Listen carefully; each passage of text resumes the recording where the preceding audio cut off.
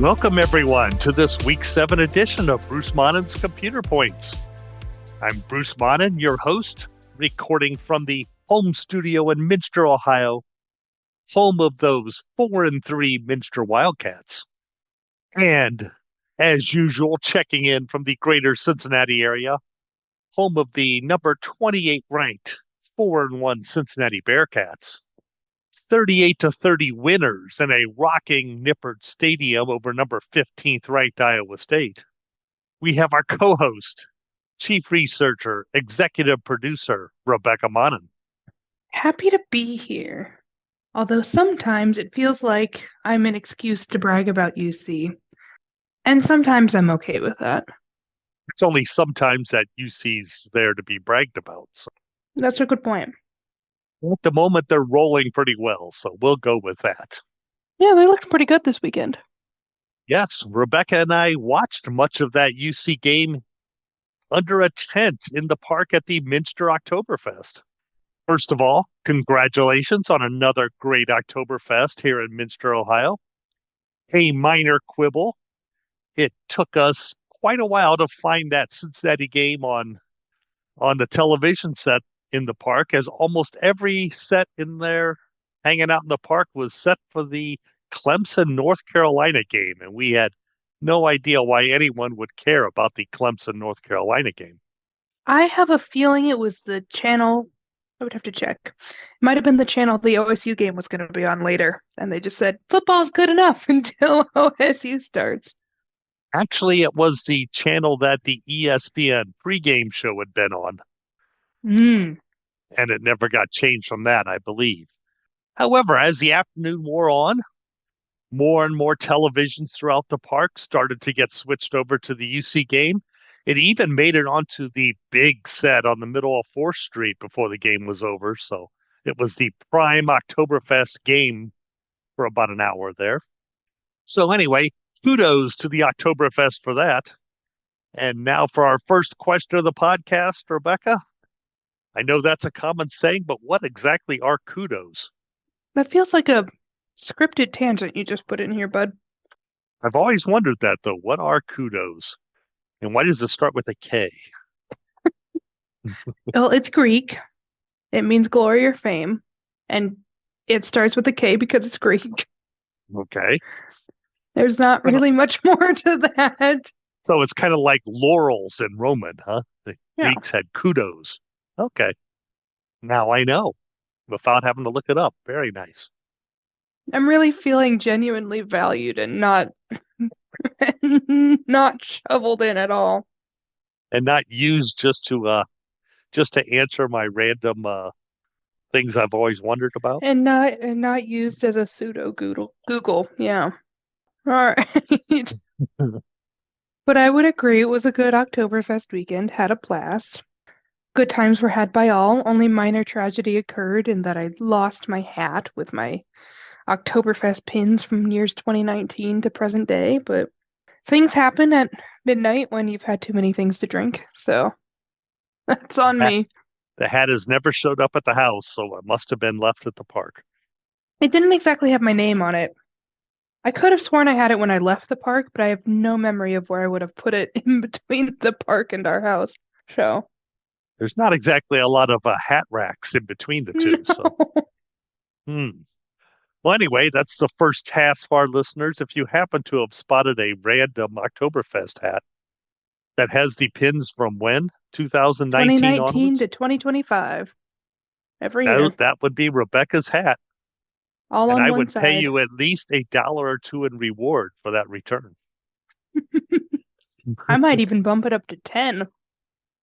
Ooh, you heard it here first, folks. So I was far too busy this week to have noticed anything else. All I have is high school football. Does that apply to you also, Rebekah? Of course not. You know I was watching figure skating while making food for Oktoberfest. Oh, yeah, you were, weren't you? Was the Dennis 10 Memorial, which is another competition in the Challenger series. This one it was in Almaty, Kazakhstan. It was a fairly low week. There weren't too many people I had my eye on, except for American Jason Brown made his season debut. He did fine. He got third, which is not going to result in an Olympic medal, but he looked nice and his program was good. So, what can you, that's all you want. So I need to go back. I need to hear the title of that competition again, and I need an explanation of what that title means. The Dennis 10 Memorial. Yes. There was a figure skater from Kazakhstan named Dennis 10 who was, or Denny, I don't know. He was pretty good. He was in the upper tier of skaters, and he was murdered 10 years ago in like peak of his career. I don't know the His, details on the murder. so his name is Dennis 10. It wasn't Dennis and then the word 10 after. No, his name is Dennis 10. Ah, okay. And a lot of the competition was organized by his mom and his skating club in the local community. But yeah, Okay. he was a up and coming Kazakh skater who was unfortunately murdered. So now we have a memorial competition. Hey, that makes more sense to me. One more note on figure skating for those of you who are getting excited because I've been talking about it so much. The bigger competitions are starting up next week, I believe, or the week after with the Grand Prix series, where all of these pre-competitions give, I think they pick like 6 skaters in the top per competition, and it's just a very concentrated, high pressure series of skates, and then that'll result in the Grand Prix final at the end of the year, which is just under Worlds in prestige. So we're getting to the big ones. Right.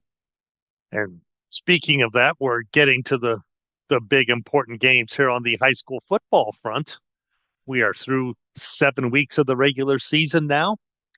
I looked it over. We currently have 19 teams who we have proclaimed to be playoff bound and 18 teams who are out of contention.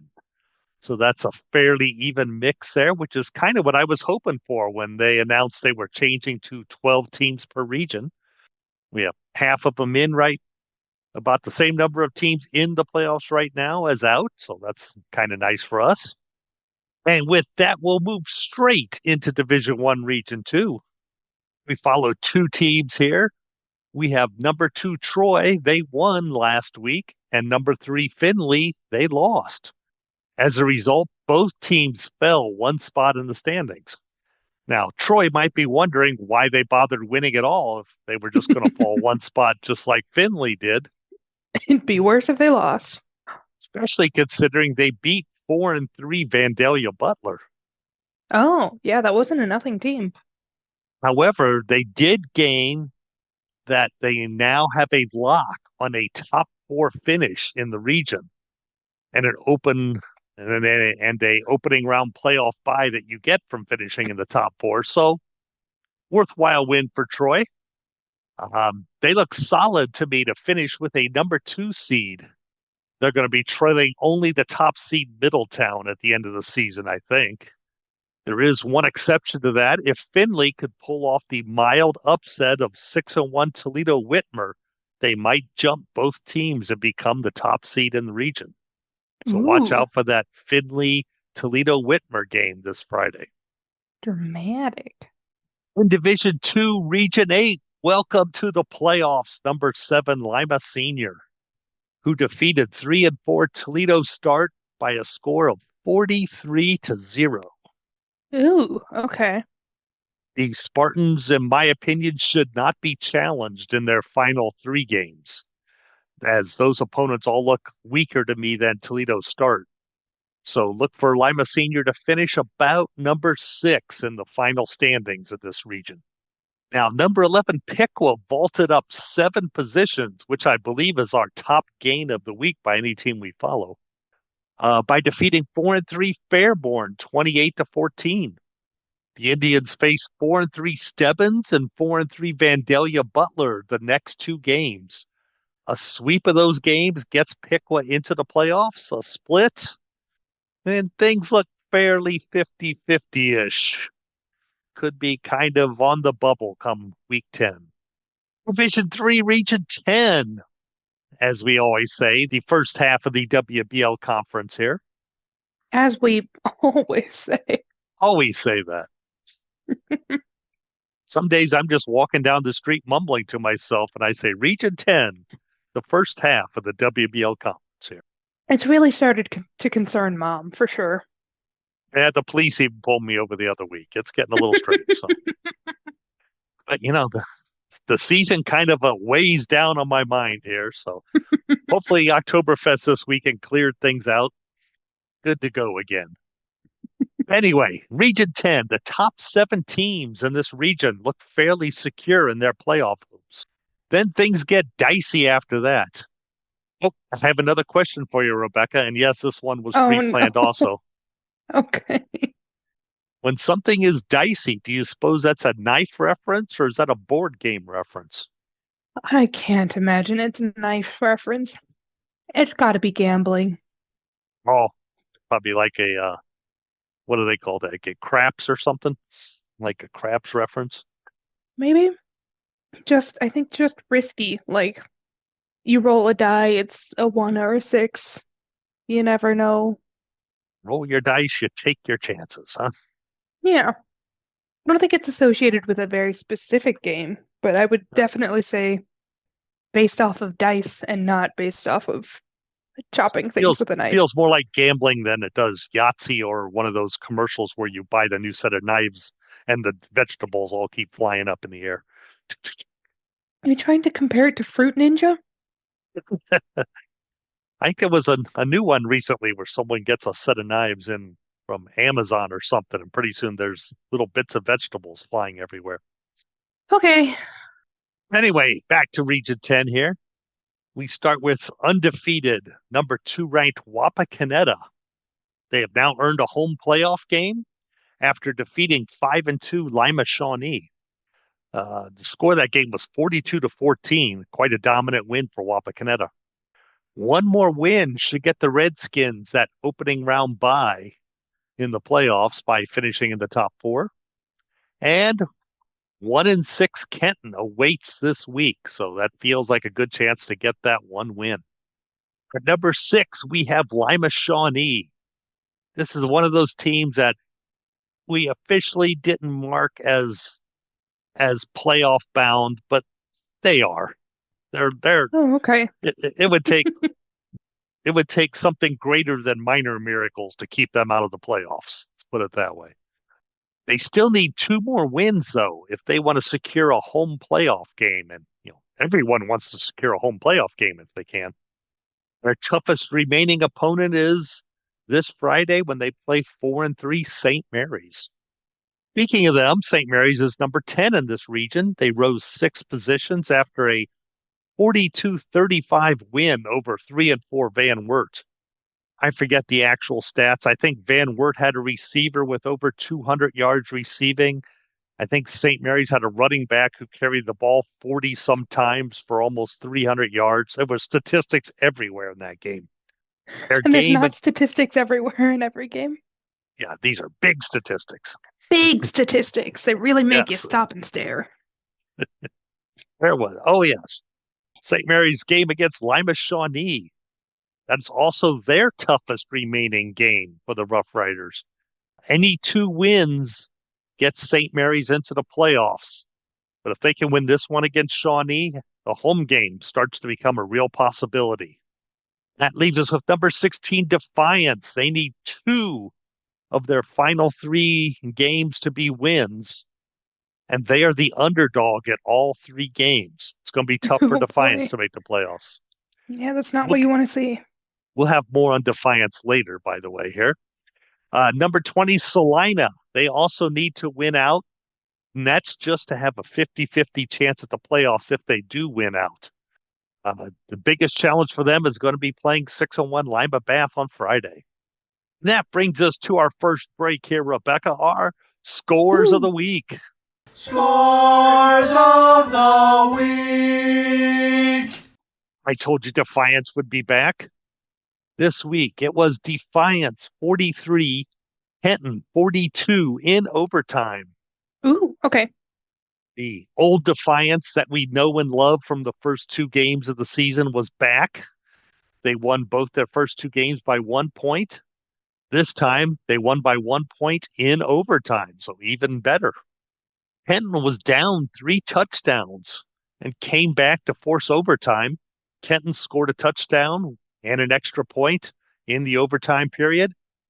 Defiance responded with a touchdown and then scored the 2-point conversion for the win. So they gambled it all on the 2-point conversion and came out on top. Our next big score, we have Waynesfield Goshen 32, Marion Elgin 30. Waynesfield led 26-22 in the fourth quarter. A big kickoff return set up Elgin for the go-ahead touchdown.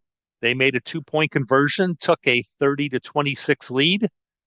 2 plays later, the Waynesfield Goshen Tigers connected on a 65-yard touchdown pass with just 50 seconds remaining for the win.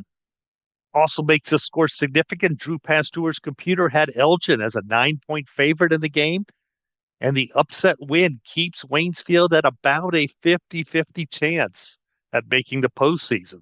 Their chances would have been much less had they not pulled this one out. So congrats to Waynesfield. And finally, from teams we do not cover, Port Clinton 29, Vermilion 28 in 5 overtimes. Oh, dear Lord. Okay. By the way, 5 overtimes is tied for the 3rd most in the history of the Ohio High School Athletic Association football. Port Clinton actually tied the game late with a passing touchdown on a 4th down and 11 play to make the score 21-21. So if you're doing the math at home, that means in the 5 overtimes, there was a total of 8 points for Port Clinton and 7 for Vermilion.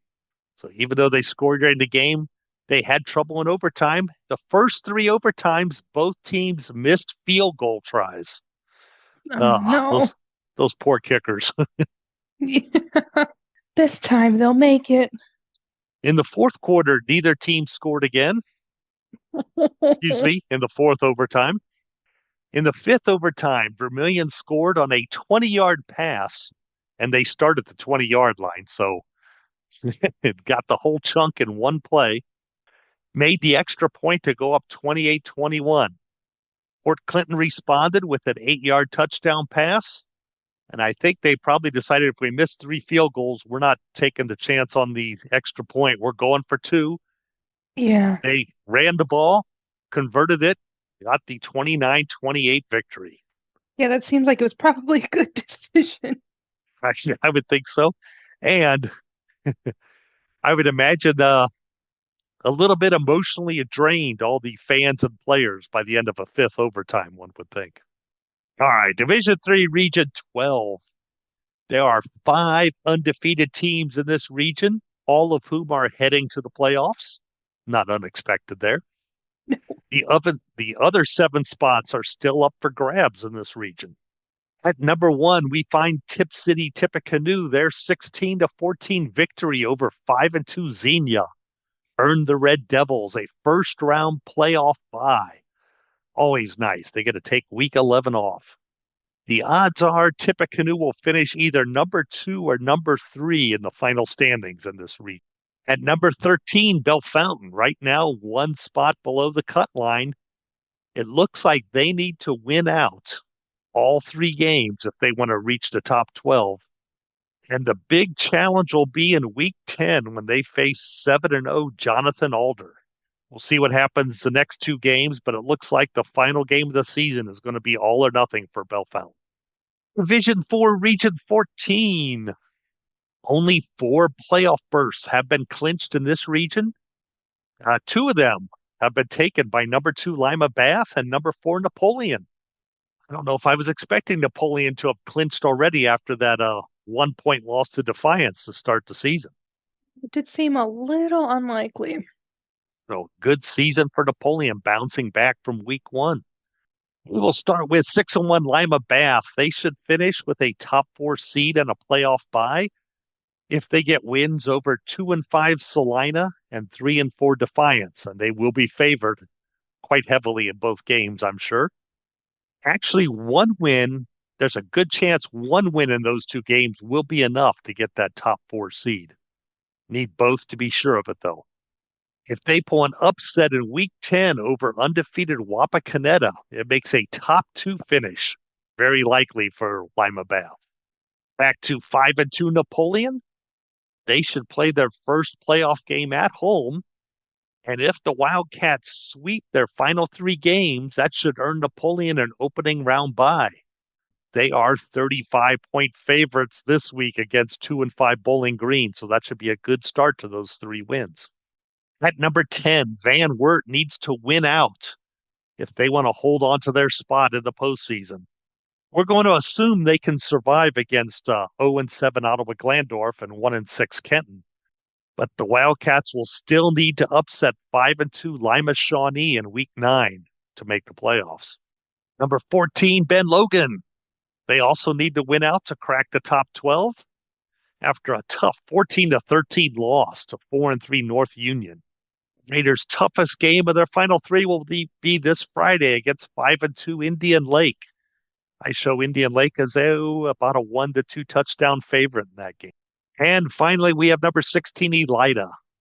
I think they are likely to make the playoffs if they defeat 3-4 Defiance and 4-3 St. Mary's.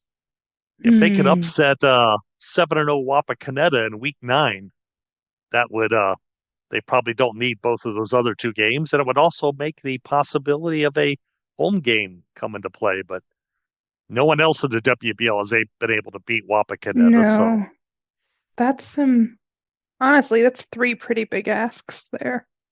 yes, it We'll is. see. Well, Elida does start against Defiance this week, probably the easiest of those 3 games. Drew Pasteur says they are an 18-point favorite, so Oh, okay. All right. we'll still be talking about them next week, I'm sure. Division 4, Region 16. Unfortunately, Tip City Bethel is out of playoff contention. That leaves us with number 17, Urbana. They could still make the postseason if they win their final 3 games. However, 5-2 Kenton Ridge is favored by 9 points to end the Hill Climbers playoff hopes. So we'll see if Urbana can pull the mild upset this week to stay alive. And it's Rebekah's favorite region, the Liberty region. The Liberty region. Division 5, Region 18. Still undefeated, it looks like. Yes, number 1 Liberty Center, number 6 Liberty Benton are the only 2 undefeated teams remaining in this region. This week's combined score they won by was 99-16. For Liberty Center, a win over 4-3 Delta will officially secure their first round playoff bye. Liberty Benton will need to finish 10-0 just to have a 75% chance to get a first round bye. So Liberty Benton's not pulling in the same second level points Liberty Center is. Mm-mm. By the way, undefeated Leipzig will try to give the Eagles their first loss this Friday. This isn't one of those situations where they could have everything go wrong, but and lose out on a playoff spot. No. Um, Liberty Benton is guaranteed a playoff spot already. Okay. I was trying to figure out how to phrase that because we had a team a couple years ago, maybe 5 at this point, that was undefeated and didn't get in. Who So was that? That'd be a bummer. Newcomers Town, I think. Might have happened with them too, but that's not who Maybe. I was thinking of. So anyway, whoever it was, we saw it coming for a few weeks out. Yeah. And everything just kept going the wrong way for them. They weren't getting any help from any of their opponents at all. Gosh. Yeah, I don't remember who that was either. If it wasn't Started with a Newcomers G, Town was I think. Yeah, Newcomers Town, I think, was about 10 years ago. Hmm. Yeah, I'm not going to come up with it. It may not have been a team we followed. It may have been a team we just Be mentioned. right there. Oh well. Anyway, while Rebekah contemplates that a little far longer, we will move on to Division 5, Region 20. The top 6 teams have secured their playoff spots in this region. The final 6 spots still up for grabs. We'll start with number 2, Graham. They secured their playoff berth with a 48-21 victory over 4-3 Springfield Northwestern. If they could defeat winless Springfield Shawnee, that makes it 97% sure Graham will host a playoff game. I'm feeling pretty good about that one, actually. After beating undefeated Sidney Lehman, number 3 Miami East is heavily favored to win their final 3 games and to remain that number 3 seed and to earn an opening round bye in this region. Right now, they are guaranteed a home game. So need to win a few more if they want to make sure they get that week off in week 11. Number 7 ranked Indian Lake is an 11-point favorite over 3 and 4 Ben Logan. I believe we mentioned that earlier. A victory should lock up a playoff spot and a home game. Winning their final 3 games earns a first-round bye for the Lakers. Number 9, West Liberty Salem suffered a tough 27-24 loss to 6-1 Springfield Northeastern. With that loss, the Tigers will need to upset either 7-0 West Jefferson or 6-1 Mechanicsburg in their final 2 games to make the playoffs. Without one of those upsets, other teams are just going to pass them because they're going to be getting the big goose egg, those two. But number 10, Versailles suffered a startling, and I was startled, Rebekah, 35-7 loss to 5-2 Anna. There were oohs and ahs every time that score was announced in Minster Stadium Friday night. If Versailles can get a win over 4-3 Minster this week, that probably gets the Tigers into the playoffs. If they lose this week, that means they will need to upset either 5-2 Coldwater or 6-1 St. Henry to reach the playoffs. That's pretty tough for a team that lost to Marion Local by 1 point just a week ago. Look at that look of concentration on Rebekah's face. I'm just realizing your website doesn't have previous years. Yeah, it does not. Joe Idle has previous year. Yeah, I'm on Joe's and he's pointing to yours, which is nice. Yeah. But only for our 11th ranked team, Arcanum, almost definitely in the postseason with a win over 4-3 Mississinewa Valley. Should they lose, that means they will need to upset 5-2 Ansonia or 7-0 Tri-Village to make the playoffs. So this is a big week for Arcanum. And finally, number 22, Milton Union still has some hope if they can upset 6-1 Miami East. Otherwise, that's the last we'll be talking about Milton Union this season, at least. Gibsonburg, maybe? Ooh, that sounds right. That does sound right. They went 10-0 in 2019, but they did get 9th, so it should be. How many teams made it in 2019? Oh, there you go. Only 8. That's what it was. Okay. So Rebekah has found it. It was who, Rebekah? Gibsonburg in the 2019 season went 10-0, and that was enough for 9th place. However, in 2019, you had to be in the top 8 to make the playoffs. So what region was that in anyway? 23, Division 6. Region. And at the time, we were probably following West Jefferson or someone like that in that region? Liberty Center, Minster, No. Anna We were in Coldwater, 23 that year? Wow. That was a strange year. Spencerville, Columbus Grove. Wow, that's a This really might have strange. been, yeah, this was that division. Okay. It's a weird one.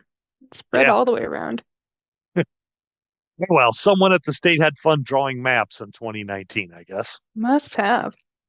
We don't deal with Region 23 this year, but we are dealing with Division 6, Region 22.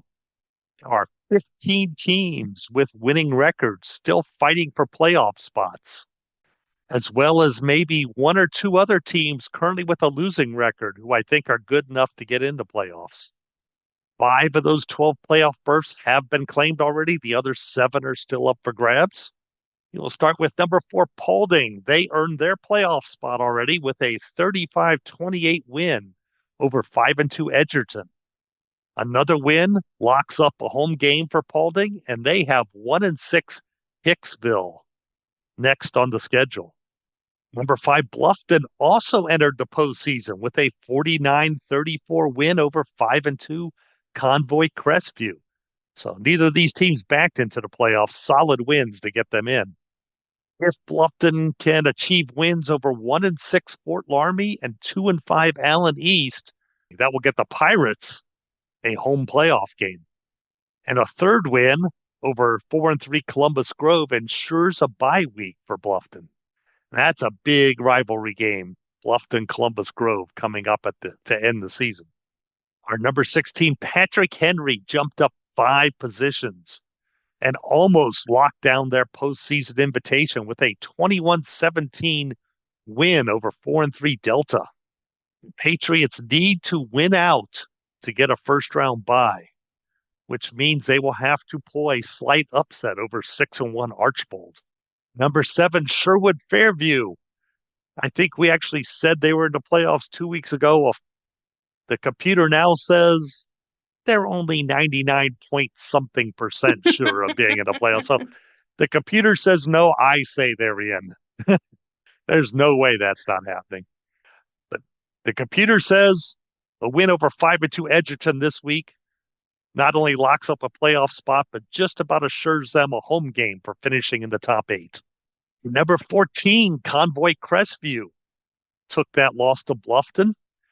They now need to upset 4-3 Columbus Grove this Friday or 7-0 Lima Central Catholic in Week 10 to make the postseason. Two tough challenges for Crestview. The Knights are about a 3-touchdown underdog in both of those games. So it's going to be a tough road for Convoy Crestview. Number 16, Van Buren. I believe they were a team of the week for us a week or two ago. They still need to win their final 3 games to see the postseason. 5-2 Ada awaits. And if Van Buren survives that one, 7-0 Liberty Benton is on the schedule in Week 10. Yeah, not nice, huh? Nope. At number 17, we have Defiance Tenora. They also need to win out. They are favored over 2-5 Wayne Trace this Friday. But then they have 2 toss-up games, I will say, where they're within a touchdown either way, against 7-0 Paulding and 5-2 Edgerton. And they will need to win both. So that's going to be tough for Tenora, but possible. Our other half of Division 6, the southwest corner, Region 24. We have another region with 5 playoff spots already claimed. I only see 13 teams with winning records here fighting for 12 spots. So if you have a winning record, you have to feel pretty good about your chances right now. Number 3, Coldwater will probably get a home playoff game, especially if they defeat 4-3 New Bremen or 4-3 Versailles. If they can win both games, that makes a first-round bye. Not definite, but probable. Seems pretty likely. Yep. And number 4, we have Tri-Village. They fell 2 places after defeating winless Dicey, a trend all season long that we've noted. Yep. Since they play 0-7 Bradford, they may drop even further before next week's podcast. Yeah, this is not a fun series of games for them. I believe a home playoff game is still probable no matter what, and a first-round bye likely if they can get a win over either 7-0 Preble Shawnee or 6-1 Arcanum. So maybe they won't fall if they lose to Bradford. I think they have a little bit of a gap down to some of the other teams in the standings. We'll see how it pans out after this week. In the 7th spot, we have Mechanicsburg. They have what looks like a toss-up game against 7-0 West Jefferson. That sounds like a fun one. Mechanicsburg, West Jeff. A win by Mechanicsburg, and they are in the playoffs.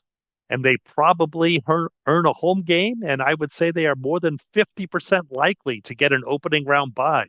So this would be a big win. If they can defeat 6-1 Northeastern next week, that does pretty much the same thing. So they have 2 straight chances to earn themselves some pretty good rewards there. We mentioned number 10, Anna, earlier. They did not move up in the standings after a 35-7 win over 4-3 Versailles. They did gain a lot of computer points, and I would say they are likely in the playoffs right now, just not 100% stone cold locked yet. 2 more wins makes a home game probable for the Rockets. Marion Local will be difficult this Friday. Then they play 4-3 Fort Recovery and winless Parkway after that. Here's a team to watch. Covington, currently number 13, 1 spot below the cut line. They have now won 3 games in a row. They are favored their next 2 games against 1-5 Northridge and 2-5 Milton Union, which gives them a pretty good shot at the playoffs if they win those two.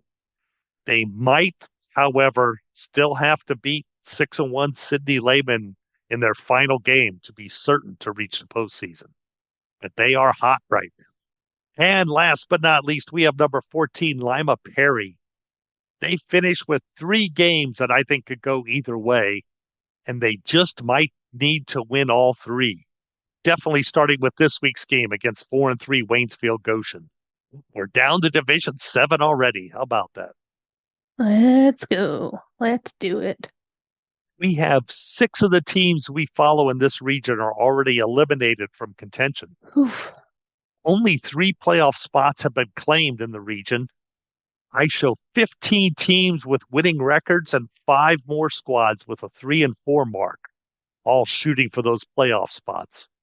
At number 1, Lima Central Catholic faces 1-6 Spencerville this Thursday. I like a good Thursday game or two. Get the week started off. The Thunderbirds should finish in the top 3 in this region unless they are upset in this game. And I'm not. Drew Pasteur says they are a 44-point favorite. Yeah, it seems unlikely.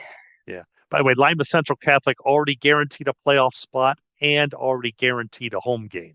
So they're finishing in the top 8 no matter what. So they've got a pretty relaxed end of season, sounds like.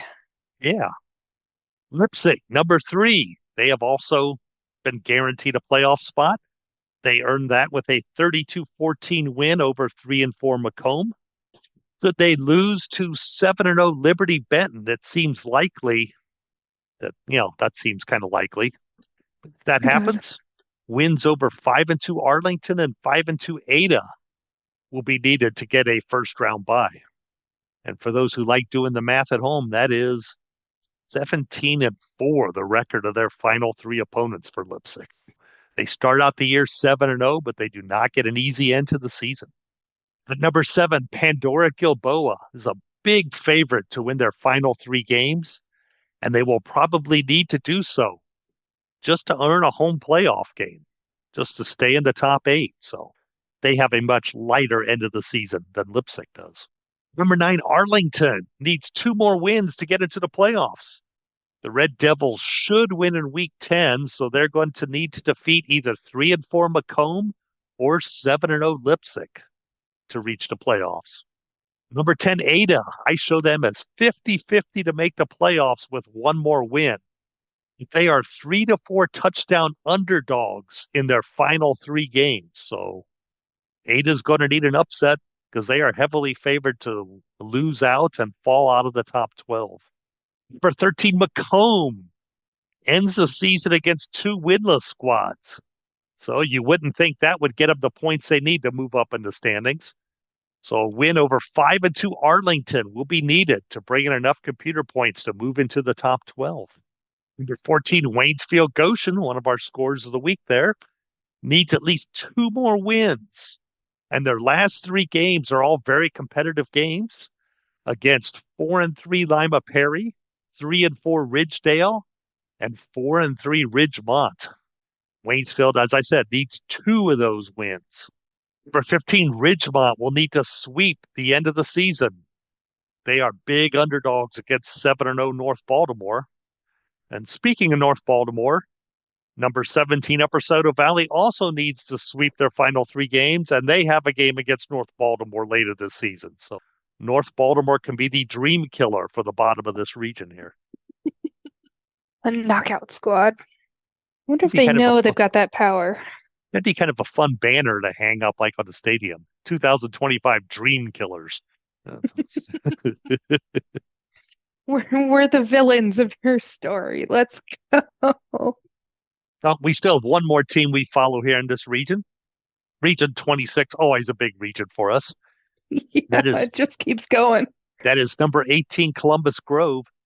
Drew Pasteur's computer says Columbus Grove is the 2nd best team in this region, but they are 18th in the computer points right now. Yeah. They have won 4 straight games. They are favored against 5-2 Convoy Crestview. Unfortunately, even with that win, there's a good chance that the Bulldogs also need a win over either 7-0 Lima Central Catholic or 6-1 Bluffton to reach into the top 12 and make the playoffs. It doesn't need the win. They could send out their second squad for some practice. Yeah, they're already pretty much locked into that playoff bye, right? Yeah, give a conference team a hand, huh? Lima Central Catholic may be trying to win that Northwest Conference championship, however. Yeah. And that brings us to a historic moment, Rebekah. It's time for our Team of the Week. Team of the Week. Ba, ba, ba. Our team never seems so good. So good, so good, so good. Team of the Week. Ba, ba, ba. We believed we always would. I was wondering when it was going to pop up. We went a long time there. This episode, we honor the 4-3 Minster Wildcats. Aha. Our Oktoberfest team. The Wildcats were one place out of the playoffs, had their back against the proverbial wall, so to speak, as a double-digit underdog in their final 4 games, according to Drew Pasteur's computer. Minster was down 16-7 against 4-3 New Bremen early in the third quarter, but rallied to score 20 unanswered points to vault back into playoff contention. And as Rebekah mentioned, a great start to the Oktoberfest weekend for many of the Minster faithful. Now, I don't think I should say that we've ever picked our home Minster Wildcats as Team of the Week before. It did kind of feel like favoritism if we would. Yes. So I did a little looking, and you know what? There is not a single place on the internet where somebody else is tracking statistics from this podcast about For this statistics. podcast. Whoa. That doesn't surprise me. Well, maybe somewhere this is all the teams of the week, and these are all the teams listed on these scores of the week, and here's all the guests that have been on. Nothing. Is this what happens if you have not enough to do during the off season? You'll start doing statistics for your own statistics? Do I need to that almost send never Mom a happens. warning? That almost never happens that I don't have enough to do, but that's a thought that did briefly flash into my mind there. But I'm trying to hold it down. Although it would be useful just for our own reference, You should have all of at least the beginning scripts on your computer somewhere. It wouldn't be hard to do a Control F search. Yeah, if I could find the scripts themselves instead of having to listen to the podcast, that could be doable. Yeah. So anyway, congratulations to Minster, our Team of the Week, and we'll get into them some more here in Region 28, a possible playoff team. So the rest of Division 7, Region 28. 6 of the 12 playoff spots have already been claimed in this region. 8 other teams have winning records, so they are the main contenders for those final 6 spots. We'll start with number 1, Marion Local.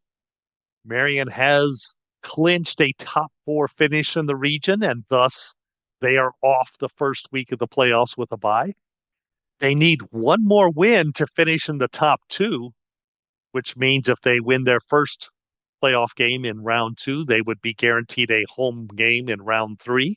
Always nice. 2 more wins gets Marion Local the top seed. The Flyers face, as I like to say, mercurial 5-2 Anna next. You never know what Anna's going to do. Our number 2 team is St. Henry. They have assured themselves of a home playoff game. The Redskins should earn an opening round bye with a victory over 0-7 Delta St. John's. And not just that, but another win over either 4-3 New Bremen or 4-3 Versailles. Both very winnable, both not going to be easy. Right. Could go either way. Our Team of the Week, number 7, Minster, rose 6 positions after upsetting 4-3 New Bremen. The Wildcats are underdogs their final 3 games, and if they would lose all 3, they are right now projected to finish with the 12th and final playoff spot in the region. That's a little too close for comfort for Minster, I believe. If they can get another win, that secures a playoff spot, likely somewhere near about a number 9 seed. New Bremen is number 8, just barely behind Minster in the standings now. I show them as 98% sure to be in the playoffs, probably with a number 11 seed if they can beat winless Delta St. John's in week 10. If they can also get a win over 5-2 Coldwater or 6-1 St. Henry, that makes something more like a number 9 seed very likely for the Cardinals. 2 more wins gets number 9 Ansonia into the playoffs. And they are favored against 0-7 Dicey, of course, and against 4-3 Mississinawa Valley, which is not quite so obvious. A week 9 victory over 6-1 Arcanum should get the Tigers a home playoff game. At number 10, Fort Recovery. If they can get a victory over winless Parkway, that should get them in line for finishing about 12th in the region. Now, I mentioned Minster finishing 12th before. Minster and Fort Recovery play in week 10. So the winner of that game, of course, would move up a little bit. If Fort Recovery can get that win over Minster or a win over 5-2 Anna, then they're definitely in the playoffs, probably around a 10 seed. Number 11, Sidney Lehman, undefeated until they lost last week, 52-31 to 6-1 Miami East. Still not a lot of second level points for the Cavaliers. They are, however, big favorites the next 2 games, which should be enough to get them into the playoffs. And if they can beat Covington, who's 3-4 right now in week 10, that should get Lehman into the top 8 and a home playoff game. Number 14, DeGraff Riverside fell out of the top 12 with a 27-9 loss to previously winless Dayton Northridge. Tough loss for Riverside. After Riverside plays winless Troy Christian, the Pirates will need a win over either 6-1 Sidney Lehman or 6-1 Miami East to make the playoffs. And that brings us to number 15, Mississinawa Valley. They need to defeat 2-5 Tri-County North next week and upset either 6-1 Arcanum or 5-2 Ansonia if they want to make the playoffs. By the way, Rebekah, I don't know if you've ever seen, there's a show on ESPN called Pardon the Interruption. Once or twice, yeah. Okay. At the end of it, they always have a section called Errors. Oh boy. Okay. Now they're good. They could pick out the ones that happen on that current show yet. They have someone watching, trying to catch them. I think maybe that's a consequence of them having money and employees That may be it. and an It official producer. It was pointed out to me that we had an error last week that we need to correct. Okay. I referred to our Team of the Week musical group as the French Twists. They are actually known as the German Twists. Yeah, I probably should have caught that. French twist doesn't make any sense. No, it doesn't. Fortunately, most of them had forgotten what name they'd chosen, and so it was not a big deal to them. I Many think of it them were was in town. based off of a pastry that Mom made last year, and she wouldn't make a French one, so No, should have and known. we did not have that pastry this year, so it was Sure not didn't. obvious. Been a busy year in the Monnin household this year. We did not have the German twist for Oktoberfest week. And that brings us to our 8-man football. One big game last week. Now number 1 team Sandusky St. Mary, 5-1 in conference play now, defeated number 3 Southington Chalker 28-24 in a very good game. We have 4 teams who still only have 1 loss in conference play: Sandusky St. Mary, Fremont St. Joseph, Lakeside Danbury, and Southington Chalker. Next week, there are 3 games featuring teams in that top batch playing teams in the bottom 3 of the standings. My guess is by next week, we will be down to only 5 teams still left fighting for those 4 spots, those top 4 I mentioned, and probably Holgate, who's currently 3-2 in the conference standings. Those look like our teams fighting it out for the 4 playoff spots at 8-man football. And that finishes us off, Rebekah. Woo!